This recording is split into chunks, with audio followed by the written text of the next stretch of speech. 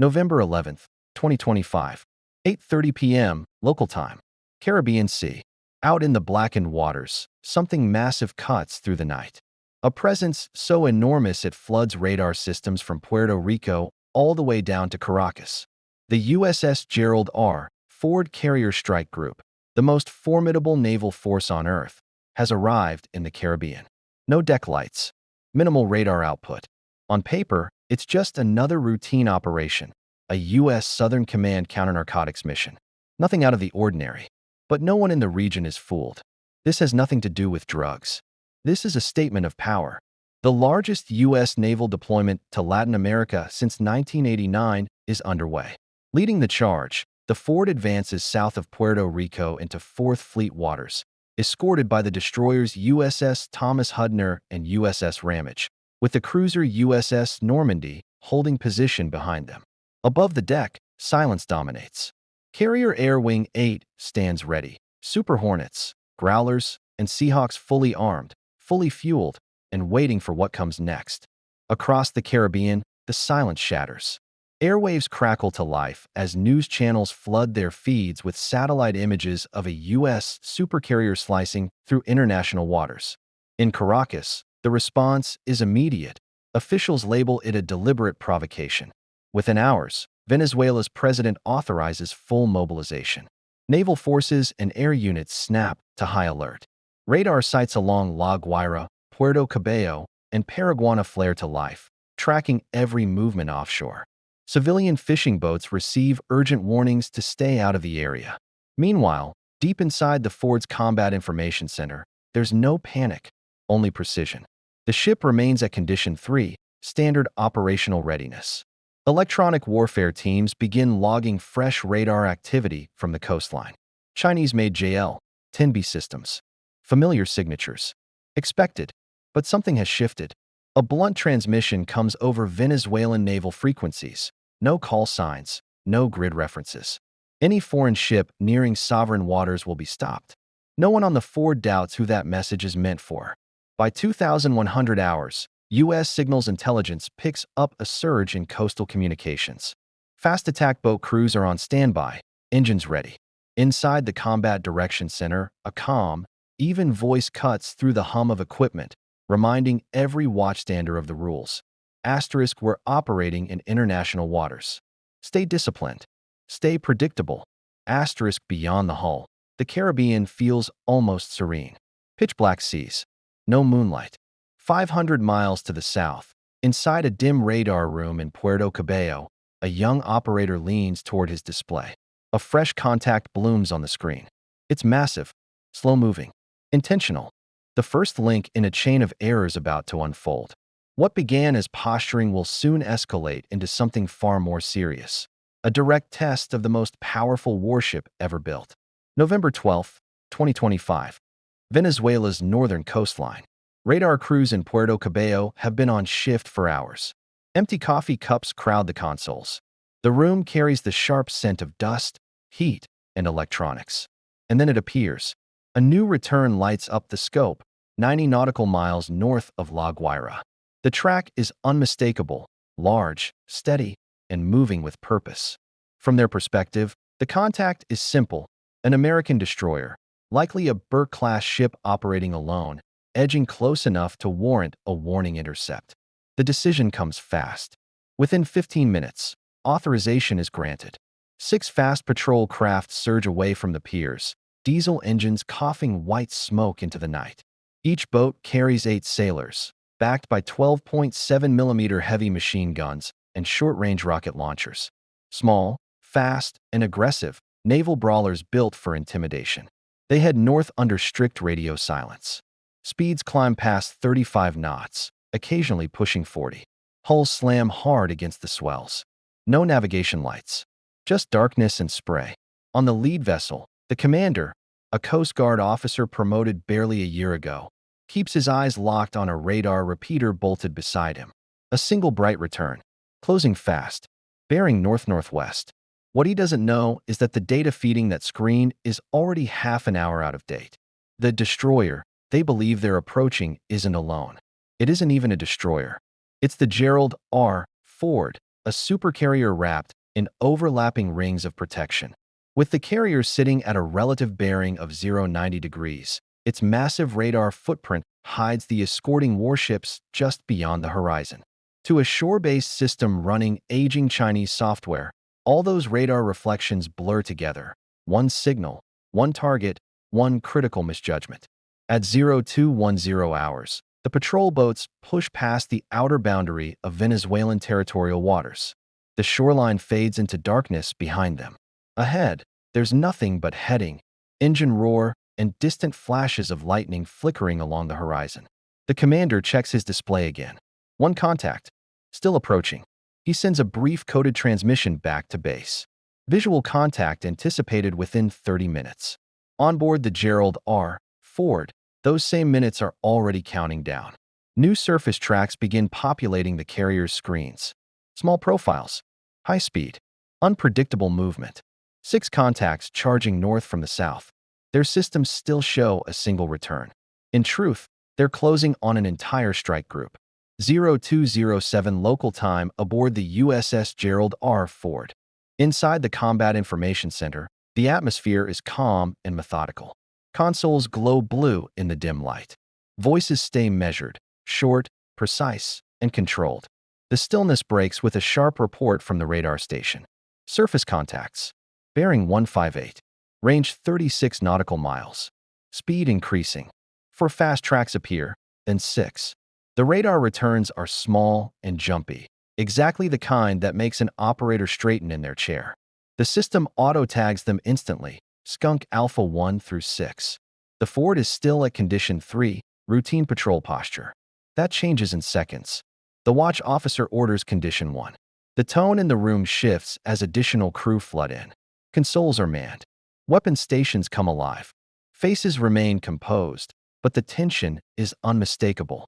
Electronic warfare reports short bursts of VHF interference from the south, too irregular to break cleanly.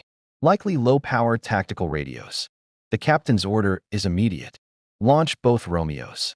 Within minutes, 2 MH-60 Seahawks rise from the deck, rotor wash tearing through the night sky. Their task is simple and urgent. Visually identify the approaching vessels. Back in the Combat Information Center, a steady female voice transmits over an open channel. Unidentified surface craft.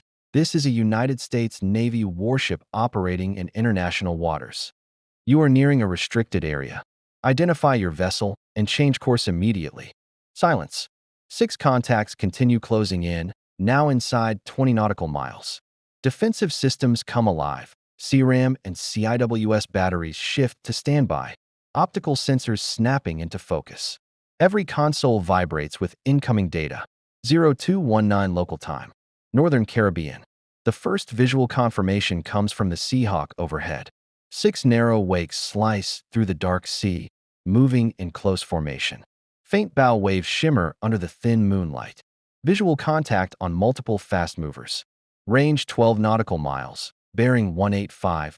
The report comes back. Inside the Ford's Combat Information Center, analysts already know this isn't civilian traffic. The speed is wrong. The coordination too precise. Definitely not fishing boats. Weapons control tags them as likely military patrol craft. Then, over an open frequency, static crackles, followed by a male voice, speaking accented English. Unidentified vessels. You are entering Bolivarian territorial waters. Alter course immediately. From the carrier strike group, there is no response at all. Radio silence continues. The formation doesn't waver. The destroyers Hudner and Ramage maneuver smoothly into protective positions, flanking the Ford like sentries. Astern, the cruiser Normandy adjusts its course, expanding the strike group's defensive umbrella into a full 360-degree shield. At 0221 hours, everything changes. One of the Venezuelan patrol boats activates its fire control radar. The spike hits instantly on the electronic warfare display. Short-range X-band. Rapid pulse rate. This isn't a scan, it's a lock. And it's pointed straight at the USS Thomas Hudner. CIC, we're being painted, the EW officer reports. The captain's reply is steady, controlled. Maintain track. Do not engage. 5 miles out, the hovering Seahawk confirms what the systems already know. The patrol craft's targeting sensor is active, fixed directly on the destroyer. Automated defenses respond on their own. CIWS turrets swivel toward the threat. Infrared optics tighten their focus. Target data floods every console in the Combat Information Center. And then, nothing. No missiles. No gunfire. No alarms. Just a moment of heavy, deliberate silence. 6 patrol boats. Weapons exposed. Holding their line roughly 8,000 yards off the Ford's bow. The destroyer's captain keeps his finger off the trigger. The Venezuelan crews cling to their pride. The ocean is calm. The weapons are not. 0223 local time. Caribbean Sea, north of La Guaira. For a brief moment, time seems to lock in place. 6 Venezuelan craft idling in the darkness, facing down an entire U.S. carrier strike group. One of those moments where a single transmission could shape international relations for years to come. Then it happens. One boat surges forward. Engines roar, exhaust flashing white as speed spikes past 40 knots, then 45. The bow rises, spray detonating behind it. It's not breaking away. It's rushing in. Contact, Alpha 3 accelerating. Bearing 185. Range collapsing fast. Inside the Ford CIC, voices tighten, but never lose their discipline. On the bridge of the USS Thomas Hudner, the officer of the deck watches the range tick down. 3 nautical miles. 2. 1.5. Green signal flares arc into the night sky from the destroyer. The unmistakable international order to turn away. No reply. The contact ignores every signal. Range, 1,000 yards. CIWS mounts snap fully onto the track. Every sailor on board understands the implication. One more mistake, and the night turns into fire. Aboard the Venezuelan patrol craft, the commander yells above the screaming engines. The destroyer is visible now, its outline a massive wall of black steel cutting through the darkness. His radar is a mess. Returns he can't make sense of. Multiple contacts stacked on top of each other. Electronic jamming has twisted the picture into noise. The data is useless, but there's no time left to question it. 900 yards. A voice reports in the Ford CIC. 850. 800. Then, without warning, the engines drop. But beneath the calm surface, the tension never really fades. This is maritime power politics, where silence almost never means peace. It's a pause, a moment between decisions. From the outside, it looks uneventful. No missiles fired. No casualties. No breaking news banners screaming crisis. Inside the Pentagon, though, every second of that encounter is replayed and analyzed frame by frame. Because what unfolded off Venezuela's coast wasn't chance. It was discipline. For Venezuela, the errors started well before the engines ever turned over. Their coastal surveillance relied on aging Chinese-built JL-10B radar systems, technology never meant to handle dense, complex maritime traffic. Multiple radar returns blended into one oversized echo. A simple mistake. A dangerous one. Acting on that faulty picture, commanders dispatched small, lightly armed patrol craft toward what they believed was a single American destroyer. In reality, those boats were accelerating straight at a full carrier strike group, a force layered with enough defensive capability to neutralize any surface threat in minutes.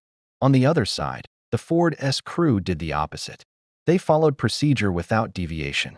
Detection, confirmation, visual identification. No guesswork. No assumptions. There was no improvising. No freelancing. The moment a Venezuelan patrol boat's fire control radar locked onto the Hudner, every defensive layer snapped online within seconds. CRAM, CIWS, all of it. The ship was ready to respond instantly. But the captain never wavered. Weapons stayed cold. No one fires unless they're fired upon. That decision carried more weight than any missile on board. At sea, restraint is power. Every sailor in the Combat Information Center understood it. One bad call could ignite a war their opponent would not survive. By holding fire, the strike group delivered a message louder than any weapon could. This is what real power looks like. Composure under pressure. In an era of satellites, sensors, and constant global surveillance, reality can't stay buried for long. Every radar sweep, every AIS track, every timestamp pointed to the same conclusion. The strike group never crossed into Venezuelan waters. What happened was a close call born from misjudgment, and a reminder of something the ocean teaches again and again. The sea never forgets. At sea, discipline will always outweigh raw firepower. And sometimes, the greatest miscalculation is believing you can test both at the same time. Now I want to hear from you. Did the U.S. Navy play this exactly right? Cool, controlled, and professional? Or should Washington respond more firmly as Venezuela grows bolder on the water? Let me know what you think in the comments. I read every single one. If you enjoyed this deep dive, make sure to hit the like button, subscribe, and tap that bell so you don't miss what's next. It genuinely helps keep this channel moving forward. And if you'd like to support the channel even more, consider joining the fleet. Members get loyalty patches, priority responses, and help us bring more real maritime stories to light. Just head to the channel page and click Join to come aboard. Thanks for watching, shipmates. Until next time, fair winds and following seas. And remember, if you're ever tempted to challenge a U.S. carrier strike group, maybe think it over one more night. I'll see you in the next one.